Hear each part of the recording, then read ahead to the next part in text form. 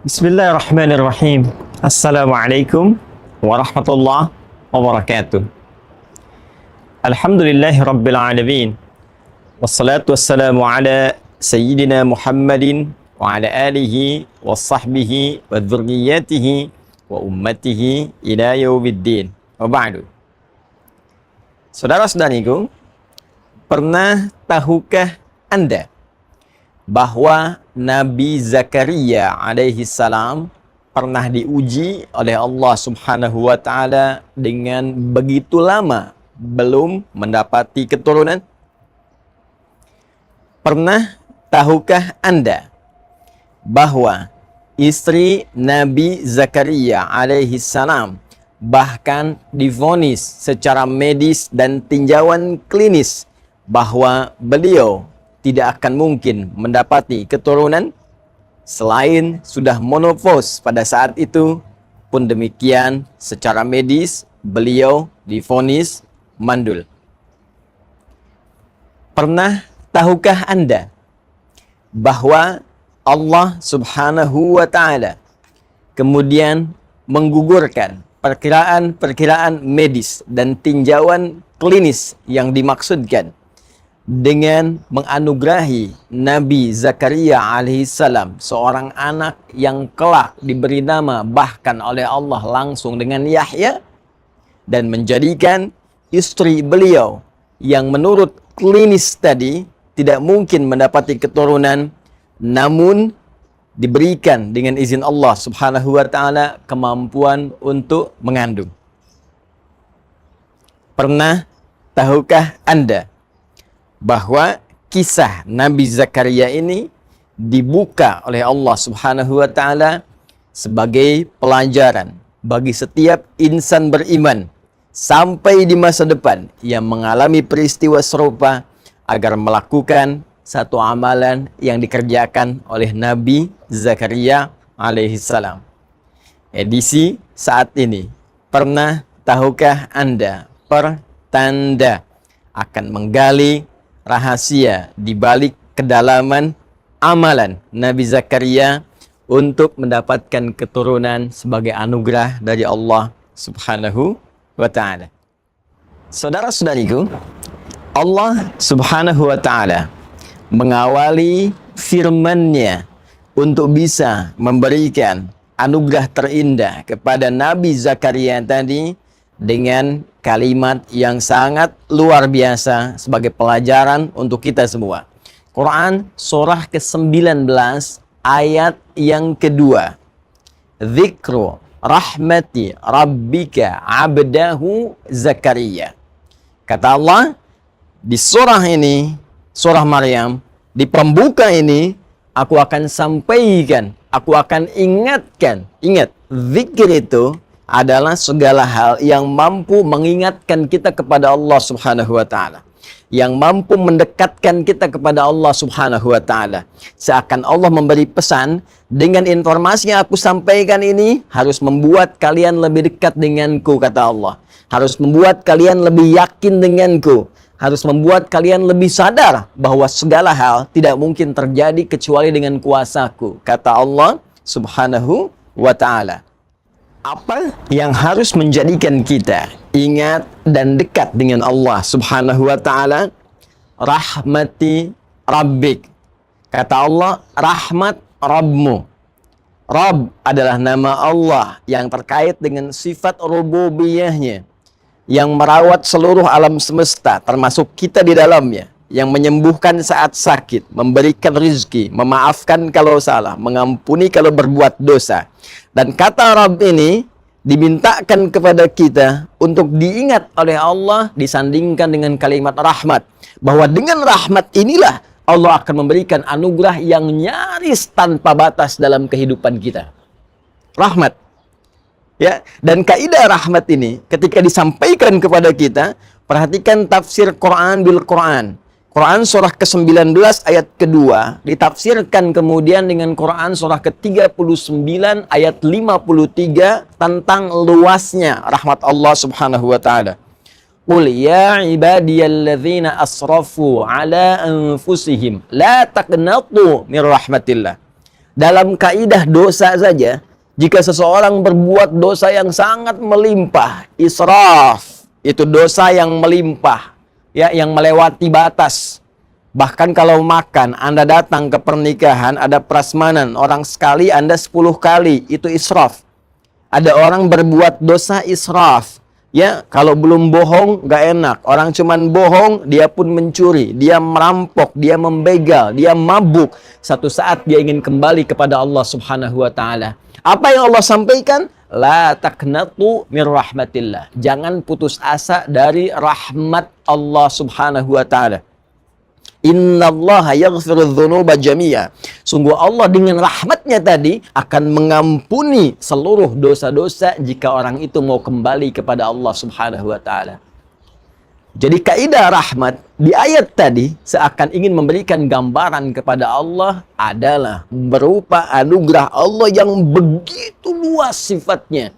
Bahkan sampai ke titik pengampunan dosa tanpa batas jika hamba mau kembali kepada Allah Subhanahu wa Ta'ala. Terkait dengan kasus Nabi Zakaria alaihi salam, seakan Allah memberikan gambaran kepada kita. Jika Anda mengalami situasi apapun, termasuk merasakan lambatnya keturunan, kenapa belum ada tanda-tanda positif, kenapa sudah bertahun-tahun belum mendapati keturunan. Hei, sadar, bukan Anda saja. Dulu pun bahkan ada seorang nabi yang rajin ibadah, rajin doa, tapi mendapati ujian yang serupa. Jika beliau saja tidak putus asa dengan rahmat Allah, kenapa Anda mesti mengeluh? Maka kaidah pertama dalam Al-Quran, jika ingin dikabulkan, jika ingin harapan itu terjadi, maka yang pertama kaidahnya, jangan pernah merasa putus asa dengan rahmat Allah. Jangan pernah mengeluh kepada Allah. Jangan berprasangka buruk kepada Allah Subhanahu wa Ta'ala. Jelas. Quran surah kedua ayat 216. Kutiba alaikumul qitalu wa huwa kurhul lakum. Hei, diwajibkan atasmu berperang. Dan perang yang paling kuat adalah perang melawan perasaan Anda. Perang melawan nafsu. Jangan berprasangka yang buruk. Jauhkan sifat-sifat jelek dalam jiwa kita. Asa an takrahu syai'an fa huwa khairul lakum.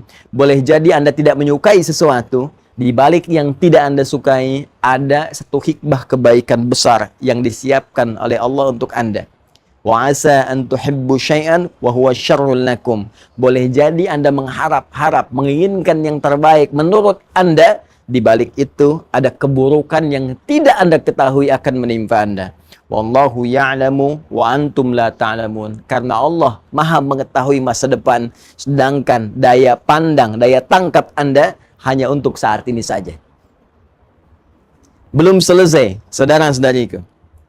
Lalu Allah kemudian menyambungkan kalimatnya, abdahu Zakaria. Bisa saja Allah langsung berfirman Zakaria.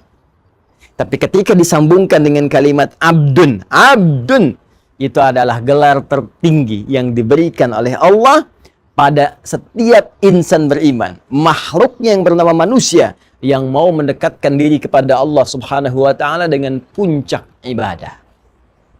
Puncak ibadah. Perhatikan, Nabi Muhammad SAW ketika diundang oleh Allah dalam peristiwa Isra Mi'raj itu, yang disebutkan bukan gelar kenabiannya, ya ayyuhan nabi.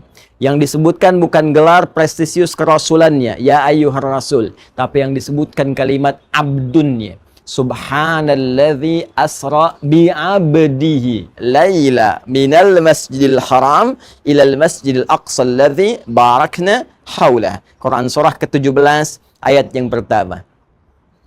Abdun menunjuk pada sifat ubudiyah. Abdun menunjuk pada sifat penghambaan. Karena itu jika Anda ingin mendapatkan rahmat Allah tadi yang tanpa batas, maka tingkatkan ibadah Anda kepada Allah Subhanahu wa Ta'ala. Bukankah Rasulullah SAW yang sudah jelas saja surganya masih menunaikan sholat malam, masih memperbanyak ibadah-ibadah yang dipandang hukum sebagai sunnah? Lalu bagaimana dengan ibadah Nabi Zakaria alaihi salam yang dengan itu beliau mendapatkan rahmat Allah Subhanahu wa Ta'ala yang merubah seluruh perkiraan-perkiraan medis tadi. Perhatikan kalimat Al-Qur'annya. Kemudian kita lanjutkan ke ayat yang ketiga. idh nada rabbahu nidaan khafiyya. Kata Allah, perhatikan, idh, ingat-ingat, dalami, pahami, ketika beliau tidak pernah putus asa bermohon kepada Allah dengan cara yang sangat lembut, cara yang sangat khusyuk. Maka amalan pertama yang disarankan oleh Al-Quran, langsung dibimbing oleh Allah Subhanahu wa Ta'ala yang memiliki segala kuasa. Kata Allah, jika Anda menginginkan rahmatku yang tanpa batas tadi, maka pertama, jangan pernah putus asa. Kedua, tingkatkan sifat penghambaan. Ketiga, awali dengan doa yang khusyuk kepada Allah. Bukan doa biasa. Berdoa dengan lembut, berdoa dengan penuh keyakinan. Seperti apa ya Allah? Perhatikan kalimat Nabi Zakaria alaihi salam yang diabadikan di dalam Al-Quran. Qala Rabbi inni wahanal azmu minni washta'ala ar-ra'su syaiba walam akum bidu'aika rabbi syaqiyya.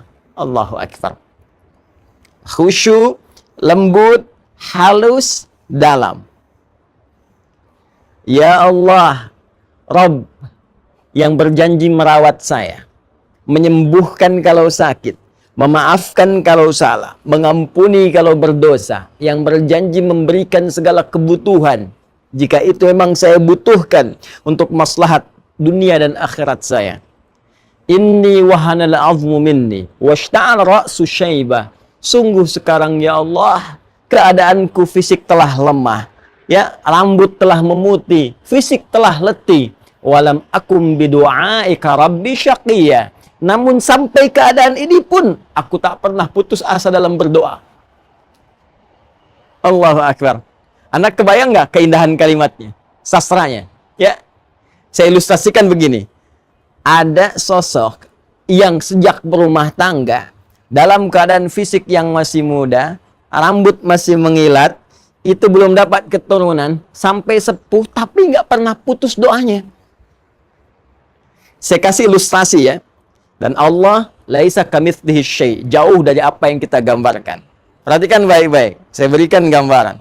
Kalau ada seorang meminta bantuan kepada Anda, di depan rumah Anda, dia hanya meminta dalam 1 menit saja. Maaf Pak, tolong Pak, tolong Pak. Apa Anda akan beri? Belum tentu. Sekarang, dia berdiri di depan rumah Anda, dari mulai ba'da subuh sampai esok subuh lagi. Maaf Pak, tolong Pak, kasih bantuan Pak, belum makan Pak. Apa Anda juga akan mengabaikannya? Demi Allah saya katakan, jiwa kita sebagai manusia pasti akan terpanggil untuk meresponnya.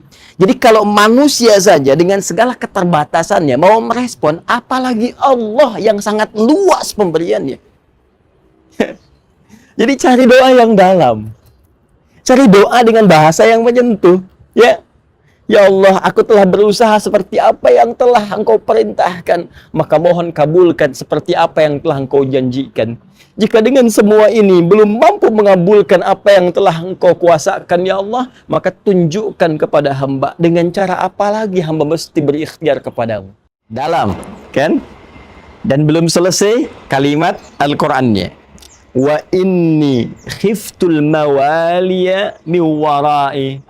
Dan aku khawatir ya Allah, kenapa aku begitu memohon? Aku khawatir kalau perjuanganku untuk ibadah selama ini tidak ada yang meneruskan ya Allah. Aku ingin ada keturunan yang tiap malam bisa melanjutkan tahajudku. Yang Senin Kamis bisa berpuasa sunnah melanjutkan kebiasaanku. Yang nanti di akhirat bisa membawa kebanggaan memakaikan mahkota ya Allah di kepalaku. Yang nanti ketika aku masuk ke alam kubur ada yang memberikan cahaya dengan izinmu dengan amalan-amalan ibadahnya ya Rabbal Alamin. Aku mohon ya Rabb.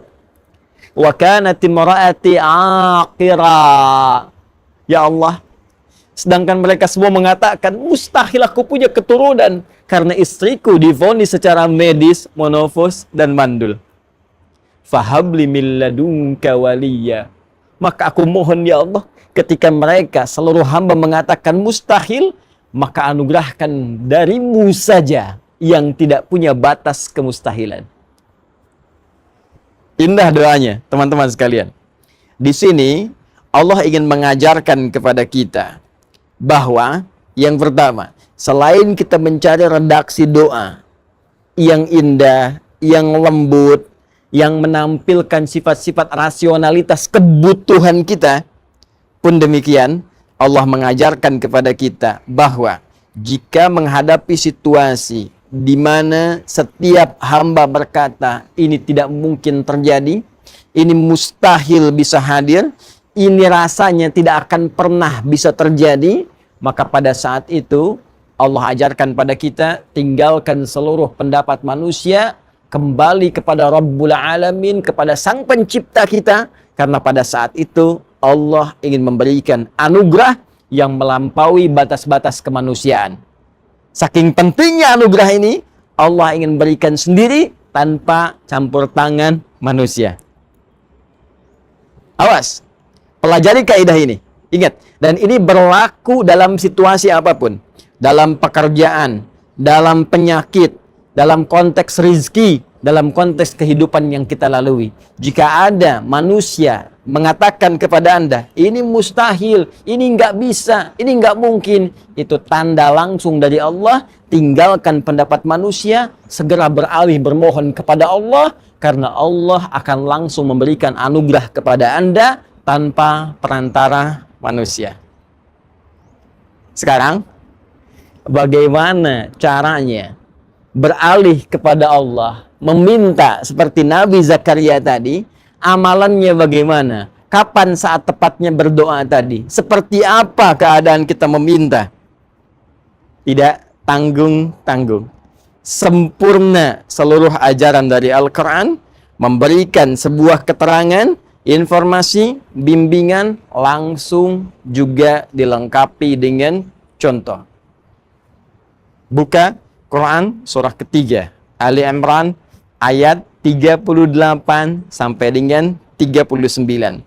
Allah langsung menunjukkan kepada kita apa amalan yang dikerjakan, yang saat mengerjakan amalan itu, hadirkan doa yang tadi Anda ingin mohonkan. Maka Nabi Zakaria alaihissalam menyampaikan permohonan tadi di tempat yang spesial, mihrab. Kemudian berdoa di situ dalam sholatnya. Perhatikan kalimat Al-Qur'annya. Hunalika da'a Zakaria rabbah. Di mihrab itulah Nabi Zakaria kemudian berdoa kepada Allah Rabbnya. Doa yang tadi. Ya, dipersingkat kemudian dengan bahasa Al-Quran. Qala rabbi habli min ladunka dzurriyyatan thayyibah. Ya Allah, anugerahkan kepada hamba. Hamba mohon ya Allah. Hamba mohon keturunan dari sisimu saja. Keturunan yang terbaik. Karena semua orang mengatakan mustahil hamba punya keturunan. Hamba yakin hanya Engkau yang mampu mengabulkan doa hamba. Kalau pada yang mampu mengabulkan saja ya Allah, innaka sami'ud du'a. Pada yang maha mendengar doa saja tidak mengabulkan. Lantas kepada siapa lagi hamba mesti bermohon? Baik. Perhatikan baik-baik. Apa yang terjadi? Belum sempat tuntas sholat dikerjakan, belum selesai sholatnya, masih berdiri dalam sholatnya, menyampaikan doa tadi, seketika langsung dijawab oleh Allah.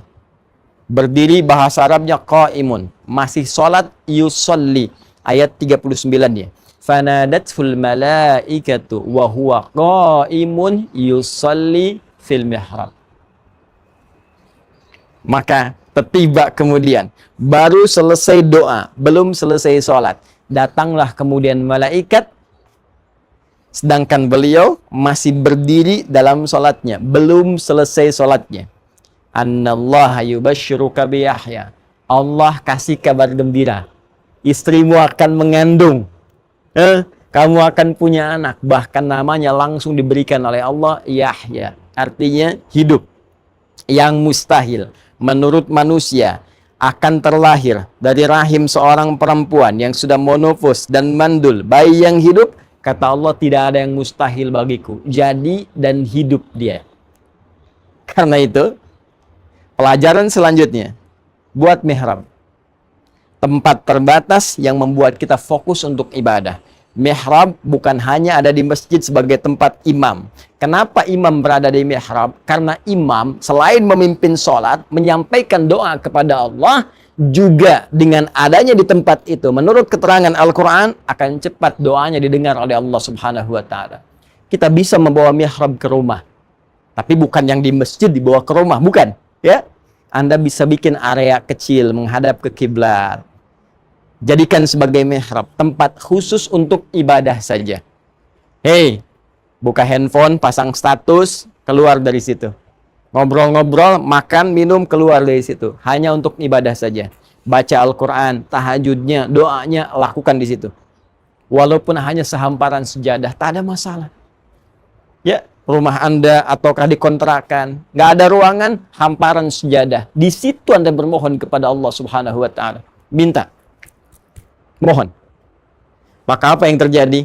Boleh jadi apa yang telah Allah anugerahkan kepada Nabi Zakaria di masa lalu akan diberikan kepada Anda sebagai pembuktian kekuasaan Allah yang melampaui batas-batas bayangan manusia.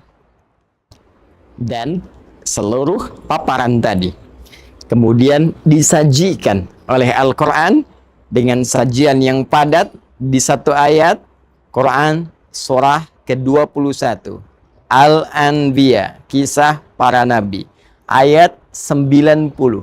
Fastajabna lahu wa wahabna lahu Yahya wa aslahna lahu zaujah. Kata Allah, ketika amalan tadi sempurna dikerjakan oleh Nabi Zakaria alaihissalam, kami cepat jawab doanya. Kami anugerahkan Yahya untuknya. Dan kami sembuhkan istrinya. Perhatikan kalimat Qur'annya.